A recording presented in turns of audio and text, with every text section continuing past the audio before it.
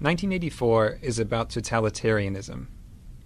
A totalitarian government is one that tries to control every aspect of life. How people spend every minute of their time, even in private, who they can associate with, what they're allowed to say. A totalitarian government even tries to control what people think and what they believe. George Orwell wrote 1984 in the late 1940s. What he knew about totalitarianism was based on the Soviet Union and Nazi Germany. Those governments had come into being not that long before, and they weren't very well understood yet. What Orwell was trying to do with 1984 was to give his readers a clear picture of what life would be like if a free country like England were under totalitarian rule. 1984 takes place in London. The London in the book is a depressing place. There's never enough to eat, the food's disgusting, there aren't enough clothes or shoes or anything to go around, and the city is pretty dilapidated, except for these giant pyramid-shaped government buildings that rise above the landscape. There's some sort of war going on, though no one really understands what it's about. Rockets frequently explode in the streets and blow people to bits. The worst part is that the government is always watching everything people do. There are these posters of Big Brother, who's supposedly the leader of the government, that say, "Big Brother is watching you." There are thought police who have hidden cameras and microphones literally everywhere. The government can watch you in your home, through your TV screen, and you're not allowed to turn your TV off, ever. There are a lot of things you're not allowed to do in this society, and if you do them, the police might take you away and throw you into a forced labor camp. You're not allowed to have close friends, you're not allowed to be in love, you can't date or have sex with someone you like. You're basically supposed to save all your emotional energy for the party being the government. Then there are things you have to do. You have to watch the government programming on TV, most of its news, some of its exercises. You have to attend pep rallies, including this one called the 2 Minutes Hate. So it's hard to even have time to think your own thoughts, because they're constantly filling your head with propaganda. The main character of 1984 is Winston Smith. He's 39, he has a job in the government, and he lives this horrible, dreary existence without any friends or anyone in his life. At the beginning of the book, he starts writing a diary to talk about how much he hates life in his society, even though writing a diary is one of those things you'd be killed for doing if you were caught. The diary is his place for thinking about his society. It's a place where he tries to imagine if life could possibly be different from the way it is. There's no way for him to know if things were ever different before, because the government has changed all the records of the past and rewritten all the history books. At the beginning of the novel, there are two other people who matter to Winston, and he doesn't even know either of them. One of them is Julia. Julia is this attractive young woman who works in the same building as him. She's some kind of mechanic.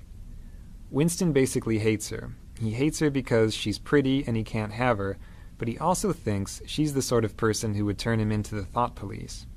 So he's afraid of her, but also sort of fascinated. The other person he's interested in is this portly guy named O'Brien, who's a member of the inner party. That means he's a boss, much higher up than Winston. Winston should be afraid of this guy, but he gets the sense that O'Brien is intelligent, so he has this yearning to be friends with him. He thinks O'Brien would understand how he feels about life.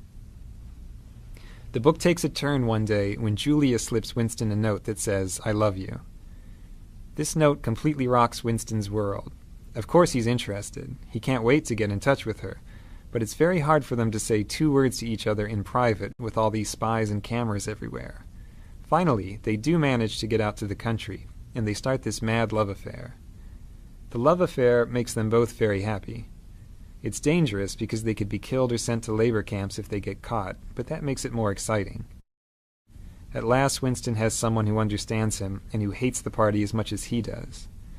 But Winston needs to go that extra step. He's rebelling against the party privately by having the secret affair. Now he wants to go to the next level and be an active rebel against the government. He gets his chance one day, when O'Brien invites him to his apartment to look at something work-related. Winston takes a leap of faith and guesses that O'Brien must be part of the rebellion, because no one invites people over to their home. It just isn't done. So he and Julia go to O'Brien's house and confess that they want to be rebels, and O'Brien says, "Yes, I'm a rebel too," and we all read this book that explains why things are the way they are. Winston reads the book, and he's blown away by it. Unfortunately, right after he reads it, the thought police bust in and arrest him and Julia and carry them off to the Ministry of Love to torture them. So we learned that O'Brien wasn't a rebel after all. He just wanted to catch Winston. In the Ministry of Love, they torture Winston in all sorts of horrible ways. They break his bones in his teeth, they use electric shock, they starve him, and on and on. He tells them everything he knows, he confesses to everything they ask him, and he tells them everything he knows about Julia. After torturing him over and over, O'Brien finally tells Winston what it is that the government really wants. What they want is to have total power over the minds of people like Winston. They want people like Winston to say 2 + 2 = 5 and really believe it, not just say it to avoid a beating. For the government, it's purely an exercise in power. They're not trying to control his mind for some other purpose. They just want to exercise total power over people's minds. They finally do break Winston completely, in this place called Room 101, where they do whatever it is you're most afraid of. They lock his face into a cage and threaten to let these rats eat their way through his face. He has a phobia of rats, so he loses it and says, "Do it to Julia, not me," which is a complete betrayal of what's most important to him. The government has taken his last shred of integrity. After he does that, they let him and Julia go. The thought police don't care about them anymore. The two of them meet on the outside, but they can't love each other anymore. Winston and Julia are basically broken people after they get out. Winston has changed to the point that he doesn't even want to think about anything that might be rebellious. He just sits in a cafe listening to the news and smiling. The last words of the novel are, "He loved Big Brother."